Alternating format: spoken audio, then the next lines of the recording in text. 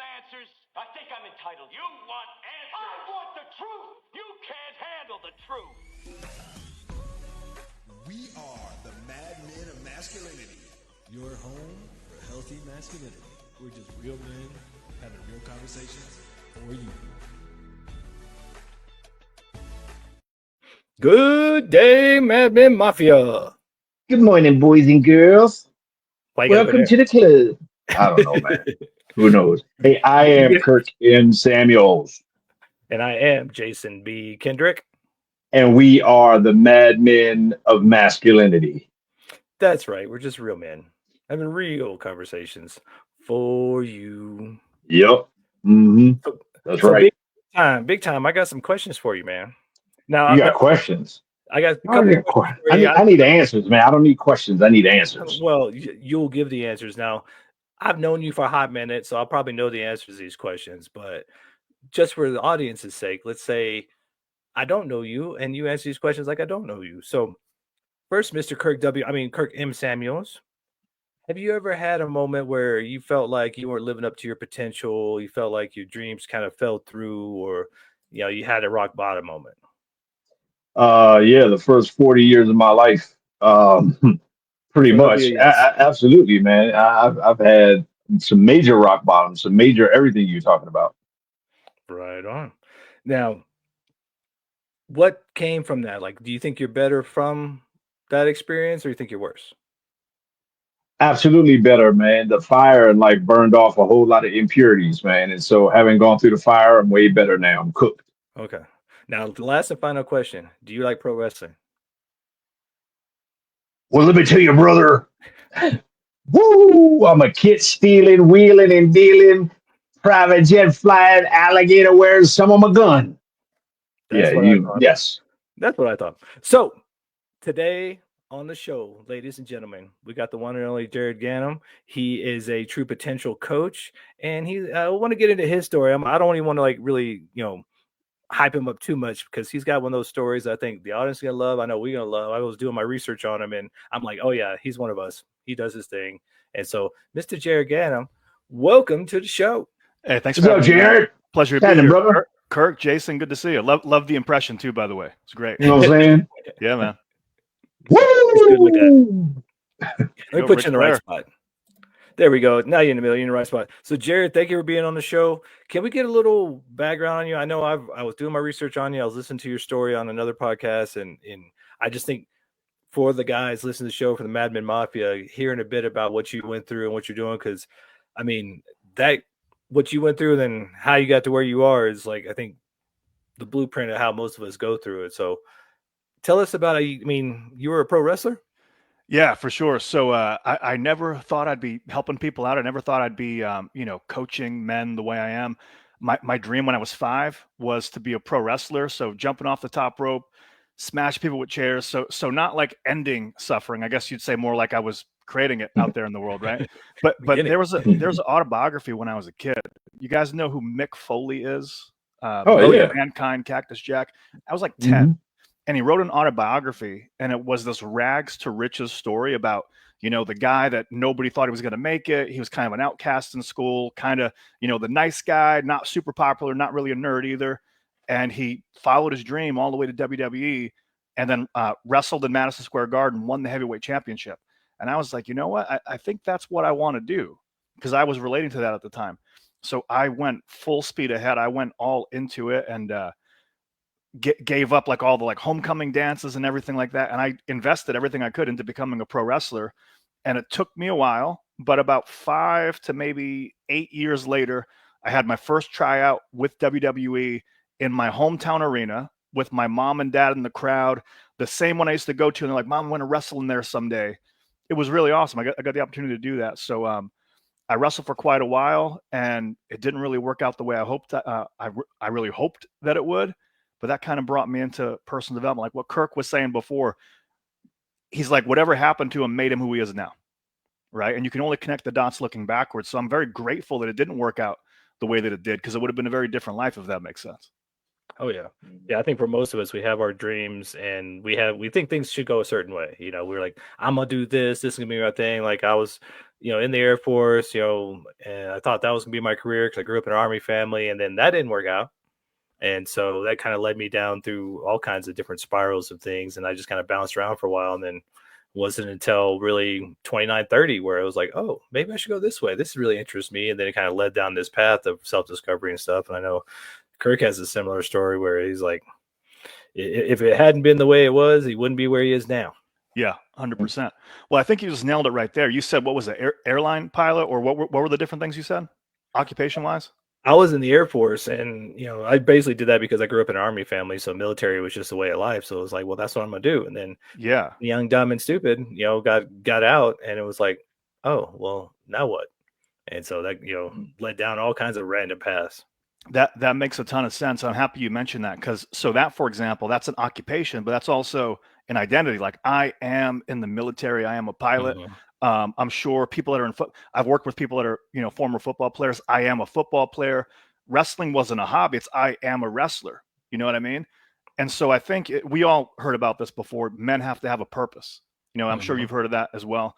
But what happens when your purpose is an occupation or an identity and you don't do that anymore, right? All of a sudden you lose your purpose, you lose your identity. You're like, well, if I'm not that, who am I anymore? And that kind of puts you in that dark night of the soul. Have you ever been there before? It's like you're not really quite sure who you are, what you're going to do. And when wrestling didn't work out for me, what happened was I made it all the way to WWE. I had these tryouts, and the head of WWE talent development, he pulled me backstage and he goes, "Hey kid, I could hire you right now and you'd be a star." And I'm like, "Oh, this is great. He's gonna bring me on." And then he stopped, and it felt like an eternity. And he goes, "But I'm not going to do that." And I was like, "What are you talking about?" He's like, "'Cause you hope that I hire you, kid. You don't actually own the fact that you feel like you deserve to be here. You're hoping that I hire you. I can't teach you confidence." I was like, "Man, that's crazy." And here's the wild thing. I was confident, charismatic, everything out there in the ring. But when I came backstage, I was meek, mild, Clark Kent, that type of thing. I'm like, "No, when you put me out there, I can really turn it on." And he's like, "No, but I need you to be that killer all the time." And it kind of messed with my head. But I was reading a book called The Alter Ego Effect by Todd Herman. You ever hear of this book before? No, that's going on my list. One of the things that he says, he goes, Superman and Clark Kent, who's the real alter ego and who's the real guy? I was like, interesting. Clark Kent's the mask that he put on to fit in. And so when that happened to me, I was like, wait a minute. So what if there's no difference between the guy that's out there in the ring and the guy backstage? What if there doesn't have to be? And I think that happens sometimes where people feel like they have a version of them that's the real them, but they don't know how to let it out, or there's something in the way. Well, whenever they say that, what that really means is there's a version of them that's free from the conditioning, that's free from playing small, that's free from trying to fit in everywhere or tone themselves down just to be palatable. So what I found is it's not about adding more stuff to you or trying to force yourself to be something you're not, but really it's all about getting rid of all the stuff that isn't supposed to be there in the first place and bringing your real self out to the surface. Man, I don't know if this, man, you just kind of shook me for a minute right there, man, because now I'm like, ooh, that'll preach. When you talk about who's the real alter ego, I almost wonder if an argument surely can be made that to your point that Clark Kent was Superman's alter ego. I mean, he was Superman or Kal-El before he was Clark Kent, right? I mean, he was, he was the Superman, and I think. I wonder if as men, I mean, and this is before we kind of get off into, too much into the journey here. I think us as men, maybe we don't realize that a lot of times, to your point, we might play small so that we don't have to live up to the expectations day in and day out of being Superman. Maybe we play Clark Kent more than often, more than we should or more than we need to, as an excuse or as an escape. I don't know if that goes a whole different direction or what, man, but I'm like, man, that just kind of shook me. That woke me up a little bit. No, I agree entirely. And it's either that or they put on a mask to be ultra alpha, ultra macho, but it's still a mask. They say the two biggest fears, you've heard this before. It's like fear I'm not enough or I won't be loved. I think for men, it's the third one, which is the fear of not reaching your full potential. But I think it goes even worse than that. It's the fear of not reaching your full potential and knowing you held yourself back. Yeah. Mm. And what? And how many of us self-sabotage so that we don't actually meet our full potential? I mean, consciously or subconsciously. We get like almost there, or we get there, and then we throw a grenade into our own tent. Yeah, we do it just to keep ourselves small, to keep ourselves safe. And I mean, even before we got on, Jared and I were kind of talking about internal family system and some of the internal child work, and that's where it seems like a lot of the stuff comes from. Is like we want to be that guy, but then we self-sabotage because there's a part of us like, no, don't do that, because either you're gonna be responsible or you might get trouble, you might get hurt, you're gonna make people upset. But it's like we play that Clark Kent thing and make ourselves small. I know I do that all the time, where it's like, we got all these things going on, and in the muggle world and the everyday life, you're just like, I'm just a normal dude. I'm just a little muggle like the rest of y'all. I'm not going to talk about all this cool stuff I got going on over here because I don't want to, offend people or be too big or I don't know, whatever it is. But yeah, so much, it resonates so much, Jared, with the playing small just to either keep ourselves safe or to just self-sabotage, so we don't either have to take that responsibility or be who we're supposed to be. Yeah, I'll give you a perfect example of this, because it's like Tony Robbins, he says the number one force in the human personality is the need to remain consistent with how you define yourself. Does that make sense? The number one force in the human personality is the need to remain consistent with how you define yourself. I agree with that. And I'm going to say it's the need to how you identify yourself unconsciously, because we all have these identities we picked up from our mom, our dad, our caretakers, school teachers, things like that. And pretty soon it's all this osmosis stuff. You didn't even really choose who you were. And so what I find so often is people are, they're 20, 30, 50 years old, and they're not even living authentically who they really are, because they put on all these masks over time to try to fit in. But I had this experience one time. And I was having these WWE tryout matches, and they're either in the arenas or they're more like local college gymnasiums where they're not ran by WWE, but they have people watching you. And do you know who Booker T is? The five-time world heavyweight champion. They were pairing me with Booker T in the main event to test me out. And it's my first time wrestling. Yeah, it was my first time wrestling him. I'm nervous as hell.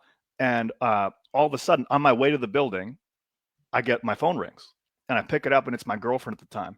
This is maybe 2012, 13-ish. And I pick up, and I can hear in the tone of her voice she doesn't want this conversation.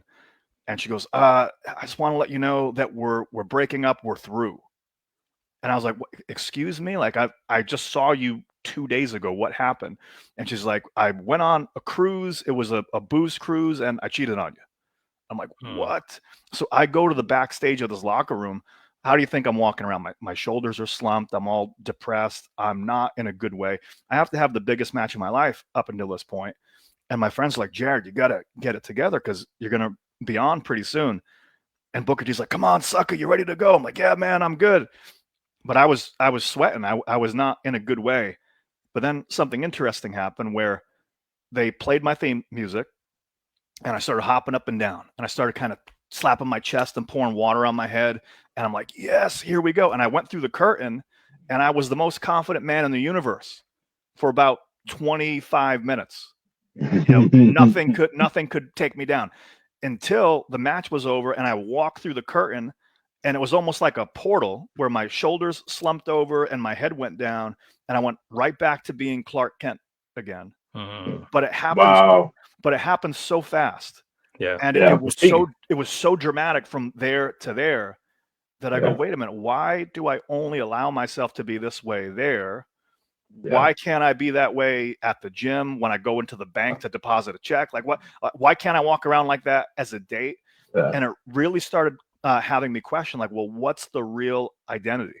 What's the real and it's sometimes it's a quick trip from zero to hero and vice versa. And speaking of quick trip, we're going to take us a break here, man. We're going to be right back. Mad Men Masculinity on KLDC. Boom. Boom. Nice. I like where it's going.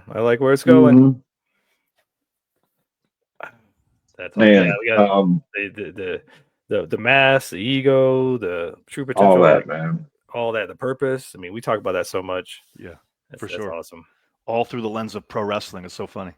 It's well, what's so interesting about it is this is what's so good about the behind the scenes stuff, because we can talk about this without it having to be edited FCC wise. Like whatever it is, whether it's pro wrestling or military or sports or athlete or whatever, it's like we put on these masks. We're like, oh, that's the real me, and then we take it off.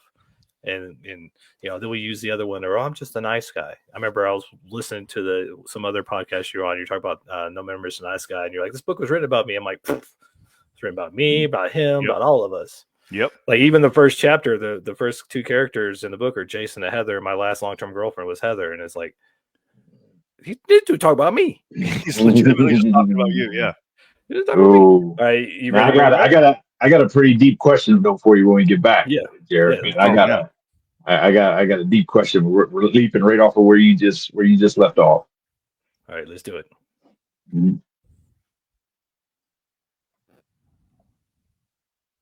We're back. Yes, we're back. We are back. Mad Men of Masculinity, KLDC 1220 AM in the Mile High City and on the interwebs everywhere. We're everywhere, all baby. over the place. Worldwide. Man, we're talking about just the mask that we have on.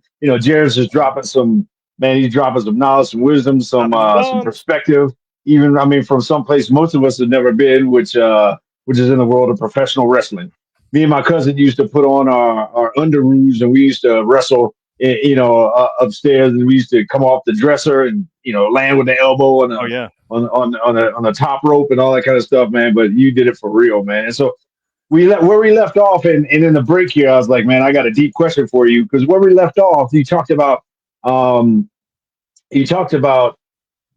the way we kind of put on that mask, the way we get ourselves hyped up, we go out the door, we come back, and then all of a sudden we come back, yes, to the big decompression, and then how quickly, in a way, Superman can go back to Clark Kent. So my question to you, man, is, and first of all, we're going to get into, well, not first of all, but we're going to get into a lot of the work that you do, man, and kind of the way you pivoted all of that, and now you take your test and you make it your testimony, and you help a lot of people through that. But my question to you is, what do we do as men when we have to put on a mask because we don't know who and what we're supposed to be? Where I'm going with that is, I am a husband, I'm a father, I am now a grandfather, and I don't know what any of those things are from experience. I wasn't raised to see what a husband or what a good father is supposed to be like. I wasn't, even the idea of being a man, like there was never a day where somebody told me you're a man now and any of that kind of stuff. So as a Western man, as I operate in and out of my day and through my personal relationships and professionally and all that other kind of stuff, what do we do, man, when we almost got to fake it until we make it because we don't, we're not necessarily qualified for a lot of the roles that we find ourselves in? That's a good question. And I don't think it's about what do we do per se, because I don't think there is a perfect map. I don't think there's something where it's like, this is the right way to do it, because everybody's different. Every situation is different. But what I find is if you get out of your own way a lot of times and you really tap into your own guidance and wisdom, you already know what to do. I work with all these men so often where they come to me and they have a specific problem and it's chunked down. And what I mean by chunked down is they're in the weeds. Like, what do I do? What's the strategy? What's this and that? And so often, if you just turn the nose up, like to use the airplane metaphor, turn the nose up, get above the clouds, and you see it from a higher perspective, once they get out of their own way, they already know what to do. So a lot of it is, well, if you were doing it to the best of your ability, what would your own inner knowing say to do? And the other thing also would be, if you could do it any way that you wanted to, and you were the one that were actually sovereign, and you're the one that could control the direction of this thing, how would you do it based on your own knowledge? What happened with me, like as I was talking with a gentleman one time, he was an airline pilot. He was a captain of an airline. And he wasn't just like a pilot. He was the captain of all. So he was training the pilots how to be the pilot. And he was the man.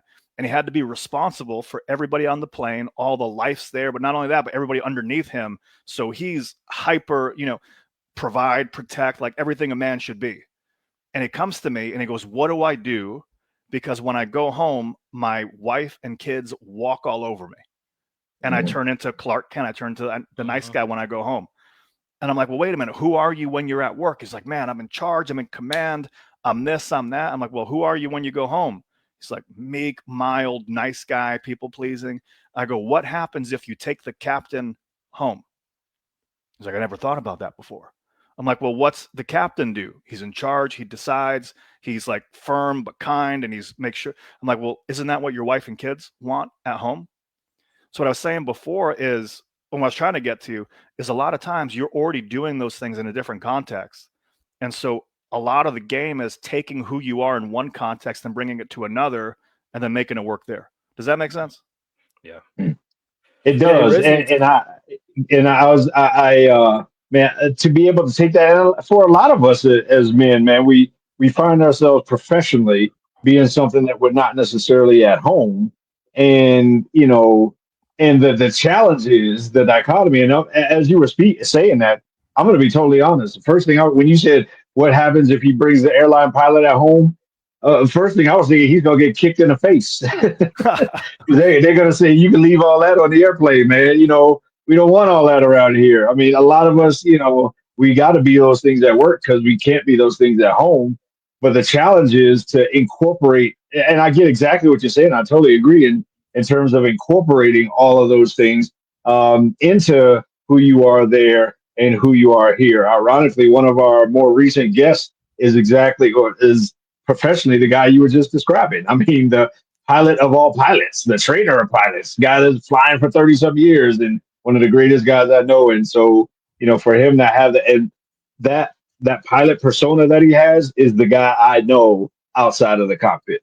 Yeah. Now, what I mean is, it's not necessarily bringing that same personality home, but take the characteristics, what makes them. So it's the presence, the awareness, having everything handled, the ownership of it, right? So it's not go around and demand your family do everything like you maybe would on the airline, but it's the principles of leadership and ownership and being able to be present and be there and kind of be able to be the calm in the storm, those types of things. And by the way, you're never one person.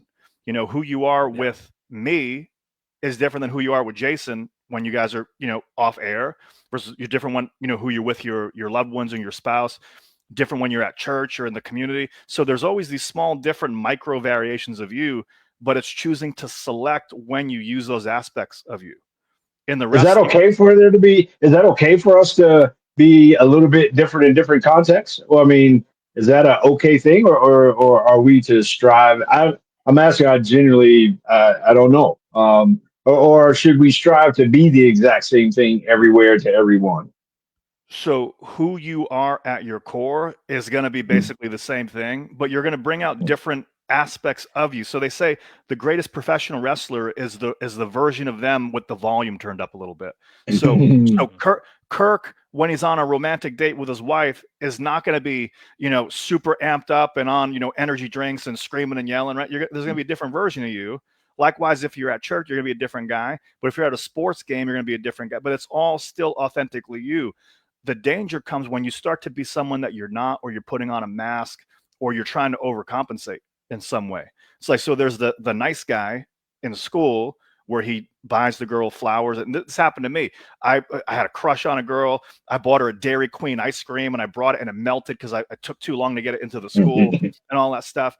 And, I like you as a friend, not as a boyfriend. What do guys do though? They go, well, I got to go to the other end of the spectrum and pendulum and be opposite of what I was. Yep. No, so it's not being this way versus being that way. It's what's the highest intention of both of those things. And then that's you. So what's the highest expression of you? And then however it comes out, that's fine, but it's still you. I'm glad we're talking about this because I know Kirk and I have both had this experience because, I mean, you can't be on all the time. You can't be that guy all the time. Sometimes you got to rest and relax. Sometimes you go. And me being kind of an ambivert, I have my introverted moments where it's like I'm all on and then I want to go hide in the cave and like relax and recharge. And so there's been many moments, and I know Kirk's had this too, where we're on, we put on these events and we're talking on stage, we're doing a radio show, and then off, we're quiet, we're chilling, we're relaxed. People are like, who are you? Are you that guy or this guy? And it's like, well, both. It's just, and it's like one of the things I learned through personal development. You have your base personality, and it's kind of like what you're talking about, that core thing. This is the core of who you are, but you have aspects. And the best, most successful people are able to pull out the proper aspects or the things that are needed at the time. Do you need to be the leader now, or do you need to be the follower? Do you need to be the supporter? Do you need to be the one promoting this guy? It's like, what's needed right now? And I think, to your point, a lot of times if you get stuck in that one thing, then you're leaving all the other tools and ingredients on the table, so that you're not being the best version of yourself. So in your experience working with men, what is probably the number one thing that most men are struggling with? Is it just their potential not coming out, or is it really them not knowing what to do? It's they think they don't know what to do, but the problem isn't really the problem. A lot of men think it's habits. They think it's morning routines. They think it is, I got to do more. I got to make a New Year's resolution. I'm going to declare I'm going to make a change today, and then it's all going to be different, and take massive action. And then what happens a week later, a month later, you burn out, right? So it's like the surface level problem is the symptom. I think the real challenge is they're being who they're being, not because that's who they authentically are, but because they're living through layers and layers and layers of conditioning, and they're trying to get past all of that. There's this version of them they know is the real them, but they're not able to fully make it happen, and they think they have to do more work, but really there's a split somewhere, or there's a misalignment between consciously what they want and then unconsciously what they're trying to protect themselves from. And so as long as you have that split, you're going to be 2 steps forward, 1 step back, or you're going to make a little bit of progress or self-sabotage, right? So a lot of the work that I do, it's getting rid of that unconscious inner conflict between where you want to go and then what you're secretly protecting yourself from.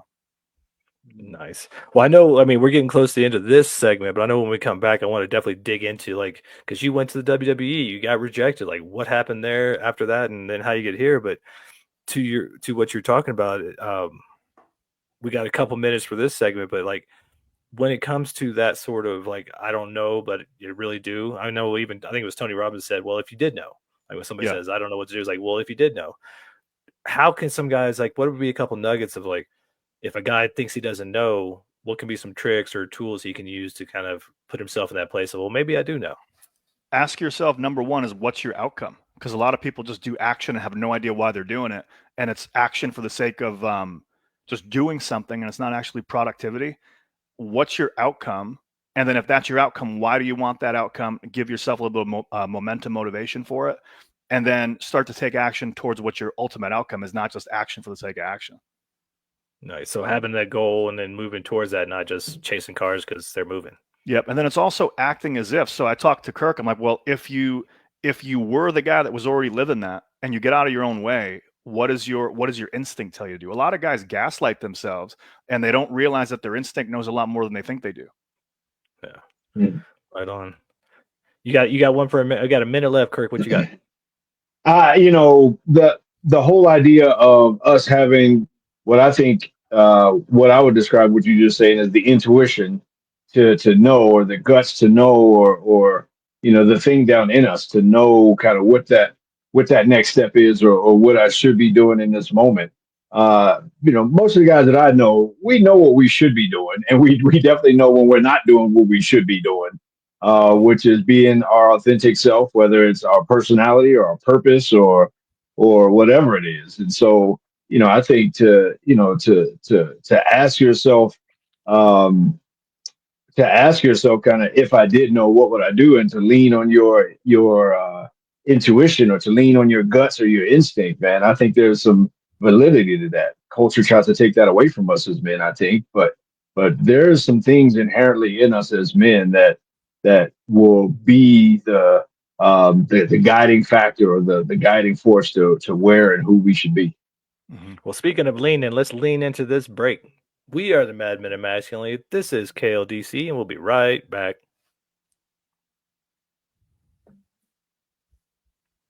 Boom.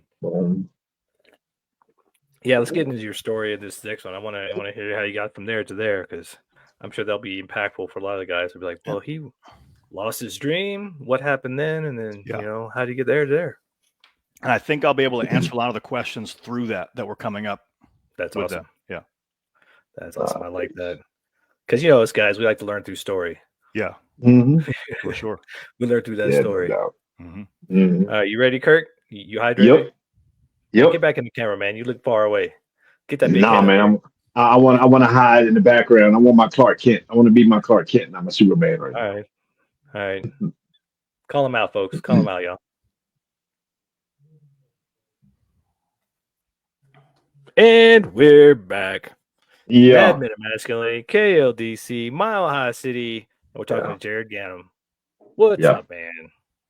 Man, So so you were you the man. you were a wrestler, and The now all of man. a sudden you're here on Mad Men of Masculinity. There's got to be some mile markers in between on There's that some steps journey. that You happen know, between there. I mean, first of all, I mean, what's your pivot from that moment?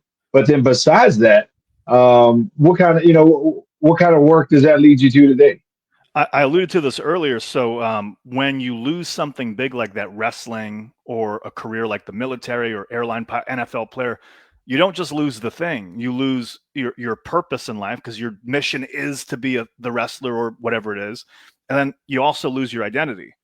And I don't know about you, that's a recipe for disaster, because if you don't know what your purpose is or what your identity is, it's like nothing else really matters. So I there's something that I did. It's called the 7 levels of self-mastery. I'll teach it to you real quick. But so number one, the highest level, everybody's going to have a strong purpose, right? So you have to have a strong purpose. A lot of the reasons why people don't get what they want to get is they don't even know what their true north is, where they're heading, or why they want it, right? So it's like they just start to take action. They say, I want to be successful, but they don't define what success means. They don't have a finish line. Or they say, I want to be more healthy, I want to lose weight, but they don't set the goal of what the finish line is. So a lot of people have a vague concept of, I want to be happy, I want to be fulfilled, but it's a really nice word that doesn't have a real definition to it. So you have to know where you're going, what your finish line is. But then the next thing underneath your purpose, so if you put purpose number one, underneath that's your identity. And so identity, a lot of people, they know, maybe they even know where they want to go, but they don't feel like they're the person that can make it happen. Well, I'm so far away from that. It's someday. Or they go, a part of me knows that I can make it happen, but a part of me feels like I can't. And there's this internal split where there's the outcome, but they don't feel like they can make it happen. So there's like an internal identity conflict. Does that make sense? Oh yeah, dealt with it. It's purpose, identity, but then underneath that, now it's your mindset. Now, the thing is, everybody always says, fix your mindset, change your beliefs. Everybody's aware of limiting beliefs. Any coach that's been to any seminar is going to quote on Facebook with the big red text, you got to change your beliefs and all like that. But who's ever tried to change your beliefs and they grow back and they don't change long term? Put it this way, your unconscious mind, it's breathing you right now. You can control your breathing. But the second you get distracted, what happens? Your breathing starts to happen automatically again. So people are trying to consciously change their beliefs, but they go right back. Here's the number one reason why, is because their identity hasn't changed yet. Their identity is on top of the belief. So they're trying to be like, I believe this, I believe that. But their identity is saying, no, you don't. Or your beliefs are really tied by your unconscious autopilot. And your unconscious autopilot is all that stuff that came into you. It's significant emotional events. It's internal conflicts. It's things that got into you between 0 and 7 or 7 and 14 a lot of the times. Most likely it's even younger than that. And this conditioning, what it does, it makes you want to achieve success. But the reason why you want to achieve success is to avoid failure. Or I want to be healthy, but to avoid being sick like my parents were. And so now your motivation is primarily moving away from something you don't want. So here's how it ends up manifesting in people. You either don't have a purpose at all or don't know what it is. So it's hazy, or you don't know what it is, or maybe you have a strong purpose. But then the identity either doesn't align, or there's a conflict where part of me feels like I can, part of me feels like I can't. And then you're trying to consciously change your beliefs, but your identity is telling you that's not true, or the beliefs are controlled by something deeper. Yeah. Does that make sense? Oh yeah. Yeah, I mean, So- there's one of the things I've done where they talk about that, 80% or 50% of your personality is from 0 to 4. You get 50% of your personality 0 to 4. Most of us don't even remember 0 to 4. I barely remember, 7, 8, 9. So it's like, how can you say that I can change my beliefs when I don't even really know what I gained, what half of my belief system is from 0 to 4? And there's not even any words for it half the time, because when you touch a hot stove, when you're 0 to 3 and you maybe don't have language, you don't go, oh, wow, that stove is hot. Maybe I shouldn't touch it. You go, and then you move away from it. And it's an internal feeling in your nervous system. Do you know what I mean? So a lot of this stuff, you're trying to talk it over. You're going to therapists, or you're trying to, talk about it, like with trying to fix your beliefs, but there's not even a word for it half the time. How can you get something when you don't even know how to put it into language? So when all this stuff happened to me, I lost the wrestling thing. And the first thing was I was trying to figure out what my real purpose was. Now, anytime that you're doing something, an occupation, it's never the vehicle itself. It's always what you think the vehicle is going to give you. So it took me a while to figure this out, but I never actually wanted wrestling. I wanted to be able to make a contribution because I wanted to make a book someday like that guy did. I wanted to go inspire some kids somewhere that he could make something happen. So it was about, well, can I do something, make something of my life, and then turn around and help people? It wasn't a 9-to-5 desk job. It was creative. There was a variety involved in that. So, okay, what were the components of the wrestling that I wanted, and how can I find that somewhere else? Variety, you could make some money. There was travel. You could make a difference. You made impact. That turned into video production. So I started doing live event video production similar to this, but I would do it for sporting events, for UFC Fight Pass, things like that. Have the camera cranes and everything. But as time went on, I was married to my college sweetheart. I had a great place to live. If I kept making the money I was going to make, I knew I'd be really where I'd want to be. I'd be set for life. I was feeling great. And then all of a sudden, I went home to tell my wife one day, I'm like, here's the news. We're going to be set if I keep going down this trajectory. And I turned the corner and I looked in her eyes, and the lights were on, but no one was home. And I could tell she just was not conscious at all. And come to find out, she had a major drinking issue that she was hiding from me. She was a closet alcoholic for years, and it was starting to get worse and worse and worse. I realized, like, you could have all the success in the world if you don't have your family or your family's health. None of that matters. And so she's going in and out of rehab. I'm a nice guy. I'm trying to rescue her like crazy. I'm going down with the ship. I'm stress eating like crazy. And then my biggest client, and these are big. This isn't like take a camera somewhere. This is, you got to ship stuff. You got overseas shipment. You got crew, everything. My biggest client just starts to slowly pay me less and less and less. And I don't want to stop doing it because I got bills to pay. And then he just stops paying me altogether. Now I'm on the hook for close to 6 figures in the red. And I got to figure, I had no financial management skills at the time. And then plus on top of that got even worse. So now every job I was doing was paying for one that was 6 months earlier. And at my worst, I end up close to 6 figures in debt. I end up 80 pounds overweight. My wife was going in and out of rehab. I finally get divorced. So I'm divorced, depressed, overweight, bankrupt, and lose the business. And I'm at rock bottom. And the biggest thing that made me so upset, though, was I knew better, because I had been going to all the seminars. I had been reading all the books. I knew all the stuff. I knew that I had to fix my mindset. I was doing the incantations and trying to fix my beliefs, and I couldn't get myself out of it, and I couldn't figure it out. And that was the most frustrating thing. Yeah, it sounds like I had a similar experience, and something I recently came to, like, an aha moment. But yeah, you go to all this stuff, but when that, like you said, your identity and your beliefs don't resonate. Like, I went to all the seminars, and there's this voice in my head like, well, that's great for them. It's not going to work for me. Mm-hmm. It's because there's that inner dialogue. I mean, one of my biggest fears was I always self-sabotage when it came to, I wanted to be on stage. And you were even talking about setting goals and what you believe the goals were and what does that look like? Because I always wanted to be an author and a speaker. And then I became those things, but they weren't Tony Robbins big. They weren't, millionaire big. But I still did it within my box that I had created for myself, of like, this is just big enough, because there was this terror inside of me of, well, if I get too big, then I'm on the pedestal, and then I'm going to be crucified or ostracized or judged or something like that. Like, so I got to keep it small.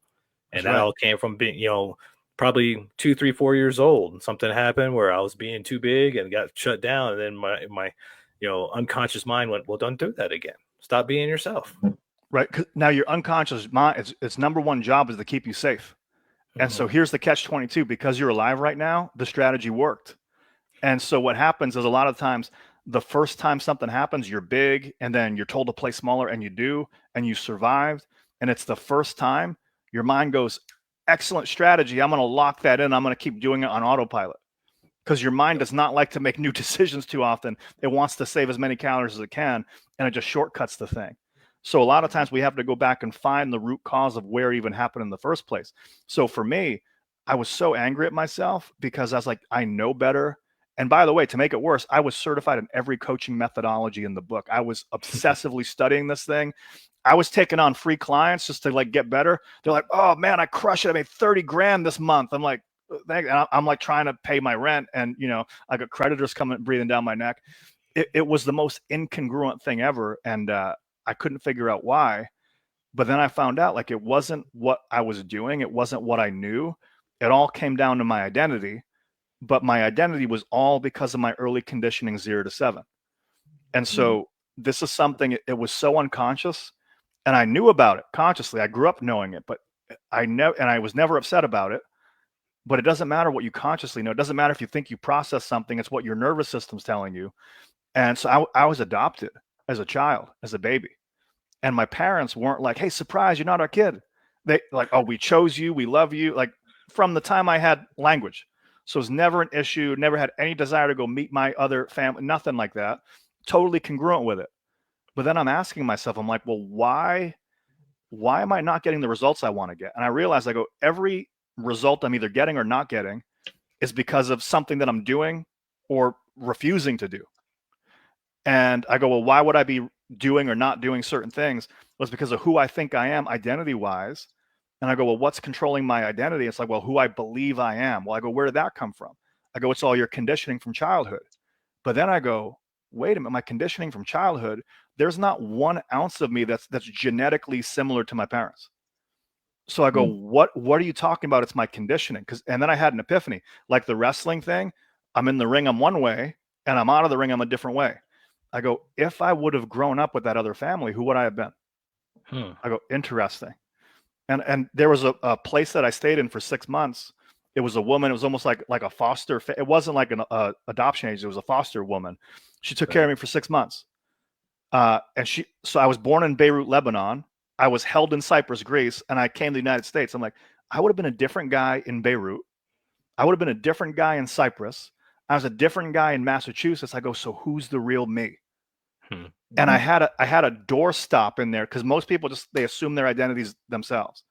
But it made me think. I go, well, what's nature? What's nurture? What's really me? What's not me?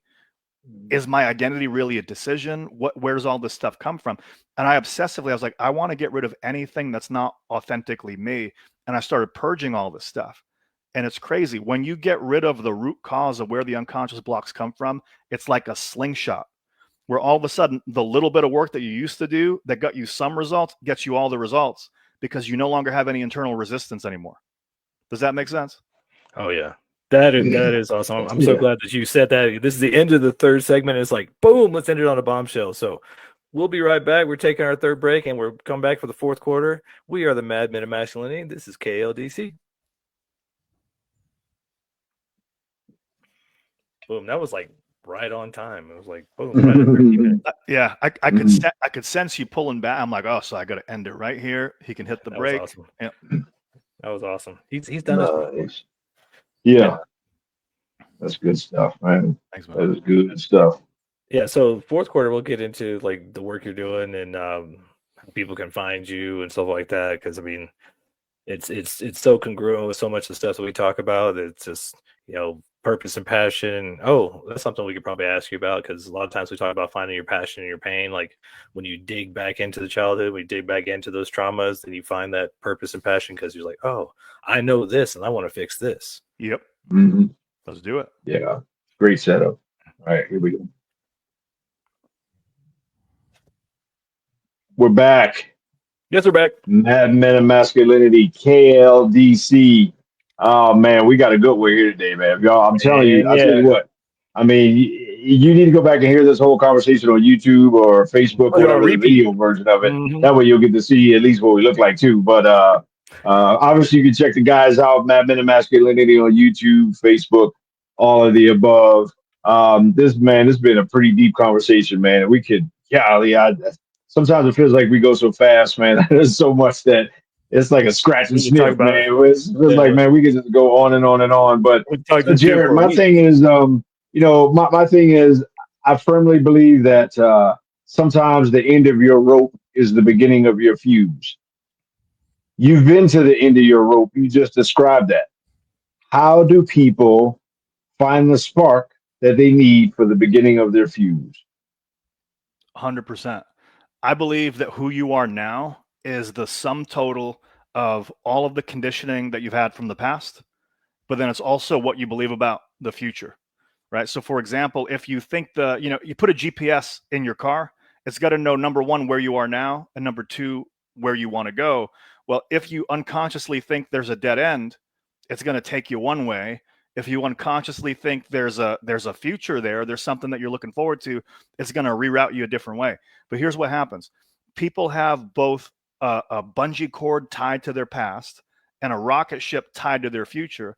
And so they're trying to apply the thrust to move forward, doing actions, morning routines, incantations, trying to change their beliefs. And it doesn't work because they're anchored to the past. So what I found is if you chop off all the stuff from the past and then you put something out there instead in the future that's really going to compel you forward, now you have something that's really going to work for you. I think where most people go wrong is they either focus solely on the past and stay there, they focus solely on the future and stay there, or they ignore all of it and they try to no, come on, get yourself in a good mood, change your mind, reframe yourself in the present, but they're ignoring all of it. If you work in all three time zones, you get a holistic change across the whole thing.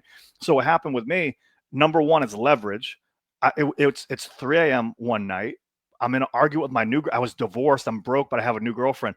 She's arguing with me. She's like, well, I didn't sign up for this. I was not anything like what you would want a masculine man to be, leading nothing. I had no finances, no nothing. And I'm like, if I don't figure this out now, I'm going to lose everything. And the problem was I could hope that she would have been nicer to me. I would have recreated it with another relationship because of who I was being. And that's when I found out everything I told you. I'm like, well, who I'm being, it's my conditioning. And so I put myself into the future. I'm like, you ever see the movie Click with Adam Sandler? How he just fast forwards on autopilot through his life, and all of a sudden he's like, it's the rain's falling down, he's passed out on the cement.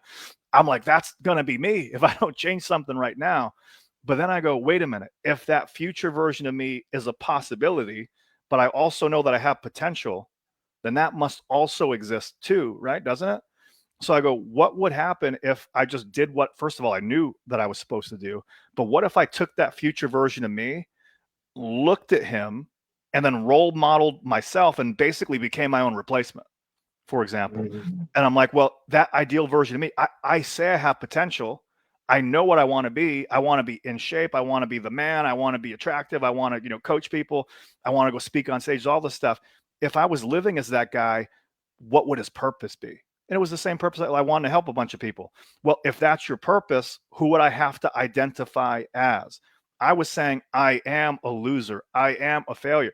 Now I have to say, I'm a wrestler again and go to the gym like I used to. I'm an inspiration. I'm an example. Okay. If that's your purpose, that's your identity, what would your mindset have to be? There's always a way.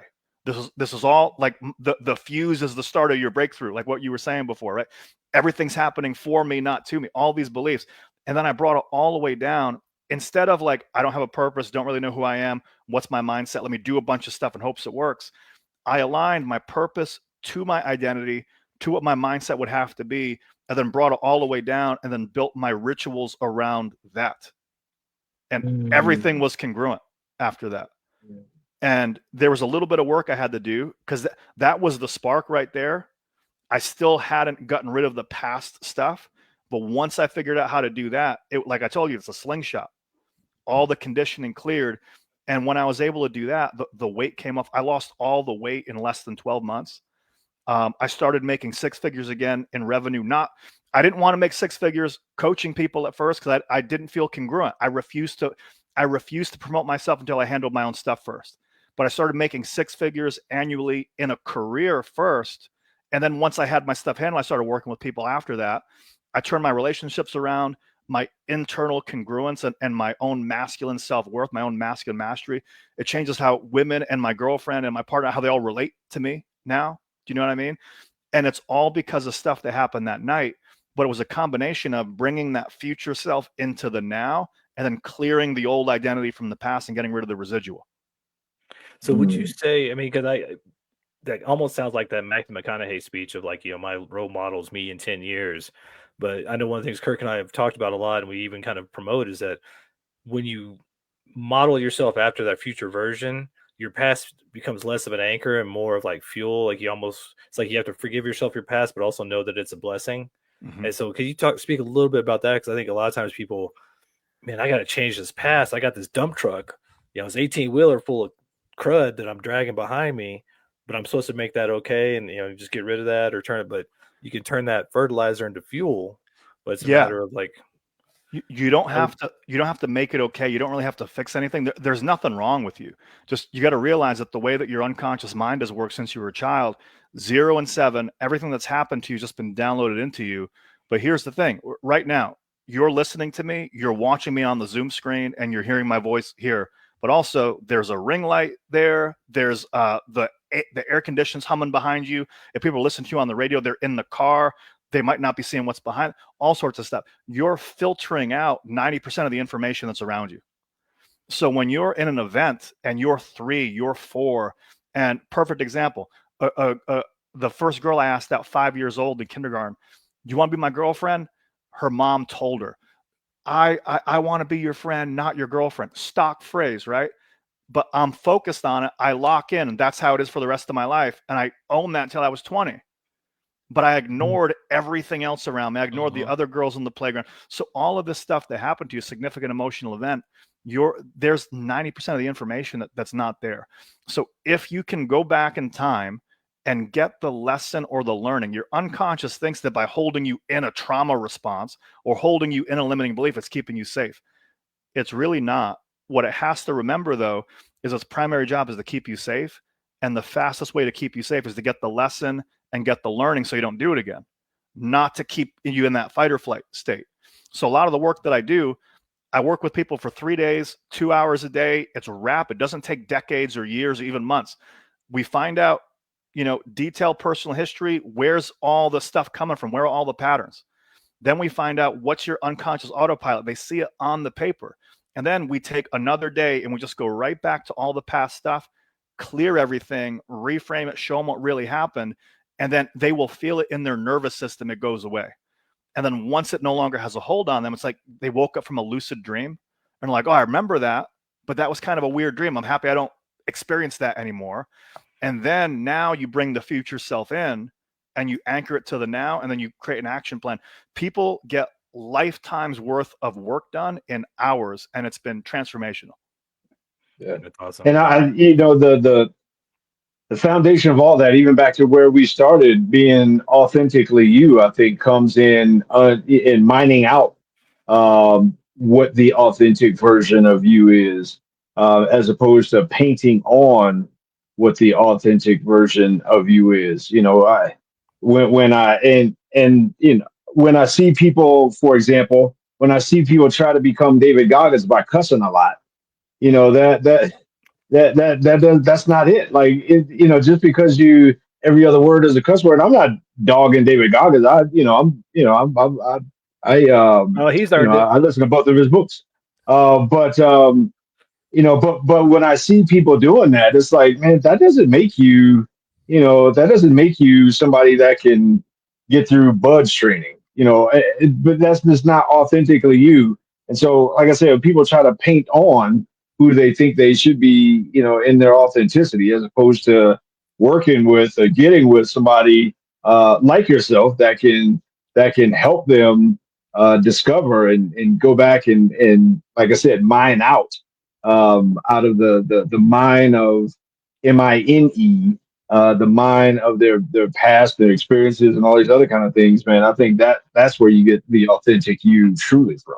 I've worked with over 100 men now over the past year and a half, 2 years. And I've had the privilege of now 6 months later, a year later, just checking in, seeing how they're doing. In every single case, once you get rid of the stuff that's holding them back, it's like removing a thorn from them. Once you remove the thorn, they already know what to do anyway. Like they come in with this big problem, and then we don't even really work on the problem at first. We just clear all the stuff in the way. And then you'd be surprised, the stuff just naturally resolves itself by the time that we're done. And it's like, I don't even remember why I even thought that was important in the first place. And then I'll come back 6 months later, a year later. Not only that, but because now the thorn's out, they're able to heal, and it's continued to grow. It's continued to improve after that, and it's continued to get better. So my whole belief is there's nothing wrong with you. You just got to clear the disturbance there, or get rid of the thorn. And then once you do that, you already know, like your higher self, your higher wisdom already knows the path. Yeah. Even to Kirk's point, like so many of us are spending most of our lives covering up, painting over, putting masks over who we really are. And if you're into the weird metaphysical science and stuff like I am, you know that authenticity. I mean, we hear that love is the most powerful energy and love is the highest frequency, and it's got to be all about love. But they've already found out through, I think, the Heart Math Institute, that authenticity is 4,000 times more powerful frequency-wise than love. So stripping away, and we hear this sometimes, and I don't think if guys really listen to it, but stripping away all that junk back to who we really are, who we truly are, who that little boy was, meant to be, that want to be an astronaut, want to be a fighter pilot, that little boy with the dreams, getting back to that kid and healing him and doing that work brings out that authenticity, which turns into your rocket ship. I mean, Kirk, I don't know about you, but I think I would rather do 2 hours for 3 days than 20 years of therapy. Well, I've done a lot of therapy. And shoot, it is what it is. But yeah, to be able to dig all that stuff out, man, that's that's the good stuff, man. That's where the meat is on the bone, for real. Well, as we bring this plane up for landing, because I mean, unfortunately, we don't have a week and we can't do Joe Rogan style and talk for 4 hours like I want to. But how can people get a hold of you? How can they find your stuff? And when can we have you back on? Yeah. So selfmasteryformen.com. That's the official website. So selfmasteryformen.com. There's a free book in there. There's a free guide. There's video trainings. Also, I have a Facebook community. If you want to come in and actually join in the conversation, facebook.com/groups/selfmasteryformen. Pretty easy. Love to chat with you. Love to see how I can help you. And I'm happy to come on whenever, man. I'm an open book. Let's make it happen. Well, I love it. I love the deep stuff. I love going deep and talking about stuff that's going to help guys and help the Mad Men Mafia. And Kirk, you got anything, last things to say before we log out? Nah, helping guys, especially through, finding their authenticity, finding their purpose, and kind of stripping away all the junk, man. I think the world will be a better place, for sure. A lot of men are just trying to be something to get something, be this to get a woman, be this to get a job, be that to, get respect or whatever it is, when none of that is authentically you, man. So, Jared, man, the stuff you're talking about, man, it's mind blowing, man, and it's so simple, it's revolutionary, and so I appreciate your work and your experience, and man, I'm looking forward to the next time we can talk on here about some stuff. Kirk, thank you very much, brother. Much appreciated. Absolutely. Well, we thank you for coming on. We'll definitely have you back on, and until next time, we are the Mad Men and Jared, and we are out.